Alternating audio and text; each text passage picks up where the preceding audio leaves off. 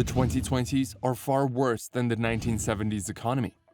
In an interview with CNBC on Friday, historian Niall Ferguson warned that the globe is on the verge of a period of economic and political instability equal to the 1970s, only worse. He said that the catalyst for a repeat of the 1970s, namely inflation and worldwide conflict, had already occurred, and the 1970s ingredients are already in place. So what happened in the 1970s? And why are the 2020s far worse than the 1970s? In this video, we try to answer these questions and more, so make sure to keep watching till the end. The 2020s are worse than the 1970s. Politicians and central bankers have been attempting to offset the worst consequences of the fallout by hiking interest rates to battle inflation and decreasing reliance on Russian energy supplies. Ferguson, the author of 16 books, including Doom, The Politics of Catastrophe, stated there was no indication that ongoing crises could be prevented. He mentioned lower productivity growth, higher debt levels, and less favorable demographics now versus 50 years ago as factors for this. At least in the 1970s, you had detente between superpowers. I don't see much detente between Washington and Beijing right now. I see the opposite, he said, referring to the recent clashes over Taiwan. Humans assume that global shocks occur in some order of predictability. But, as Ferguson pointed out, this is a fallacy. In fact, he claimed that disasters occur non-linearly and all at once, rather than being evenly distributed throughout history like a bell curve. He claims that miscalculation causes humans to be too hopeful and, as a result, unprepared to deal with significant crises. So, are the 2020s going to be like the 1970s? The past 50 years have witnessed remarkable and unprecedented economic growth. Most countries are richer today than they were 50 years ago, and the United States is better off economically. Economic growth is not the sole relevant aspect of human well-being, but it is necessary for thriving to happen. Economic growth is supported by open markets, which provide ordinary people with the incentives they need to find better ways to do things. This discovery and learning are based on constantly improving the division of labor and ensuring specialization. After all, money cannot save our souls. But on both sides of the political spectrum, there is a failure to recognize that free markets have resulted in universally higher living standards. What's more intriguing is how these analysts propose we fix the flourishing society we live in. Arguments for extreme progressive taxation and accusations of corporate greed as the source of inflation can be found on the left.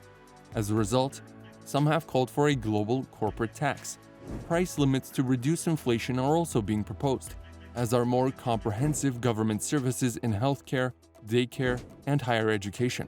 On the right, we hear anti-globalism rants and, among some, a desire to revert to an economic nationalism that is nothing more than modern mercantilism, another ideology as ancient as the sun. Now let's look at the unemployment rates issue. Workers had a far more difficult time in the 1970s. In 1975, the unemployment rate peaked at 9%. In an economy where many employees cannot find a job, there is social and political pressure to find answers. Looking back to the 1970s and today, we can see that these policy solutions frequently affect the same people they are meant to help and increase the size of government at all levels, which promises a less dynamic economy both now and in the future. Before the COVID-19 lockdowns in February 2020, U.S. employment was the lowest it had been in 40 years, particularly for African Americans and Latinos. The pandemic wiped out that achievement with 14.7% unemployment in April 2020 amid the worst lockdowns. However, as the economy has recovered, unemployment in the United States has increased. Keep in mind that the 1970s had persistently rising unemployment rates. People are not just mouths to feed but hands to work. Human capital is essential because it's the source of ideas and innovation.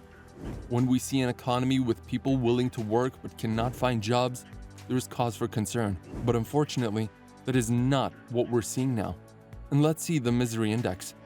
The Misery Index combines unemployment with inflation, giving us some sense of the quality of life for ordinary people. An economist created it during the Truman administration. Inflation represents a decrease in the dollar's purchasing power, and rising inflation rates mainly affect individuals at the bottom of the income distribution. The misery index rose dramatically during the 1970s, hitting an all-time high of 21.9% in 1980, up from 11.67% in 1970. During the 1970s, the index fluctuated, reaching 19.9% in 1975, then falling and climbing again around 1978. Even the Great Recession did not have the same impact on the misery index as the 1970s decade did. It was 5.71% in 2006 and 12.73% in 2011. From 2015 to 2019, it was close to 5%, and the COVID-19 pandemic and following governmental responses wreaked havoc on the economy. In April 2020, the misery index reached 15%, and now it sits at around 11.7%, half its 1970s peak, according to a US government indicator. Now let's wrap up today's video. When asked about the importance of history, many people say it helps us avoid repeating past mistakes. If history is any guide, it should be evident that a responsible economic policy does not rely primarily on price rises, but also considers inequality and wages. As the 1970s showed, a single policy decision made by the government can have long-term consequences. Inflationary pressures are a problem, but major interest rate hikes or changes to the social safety net would demonstrate one thing: we still didn't learn from the lessons of the 1970s crisis. So there you have it, guys. If you enjoyed watching this video, don't forget to smash the like button and subscribe to be the first to watch the following videos and for more finance news, guides, and updates. Thanks for watching.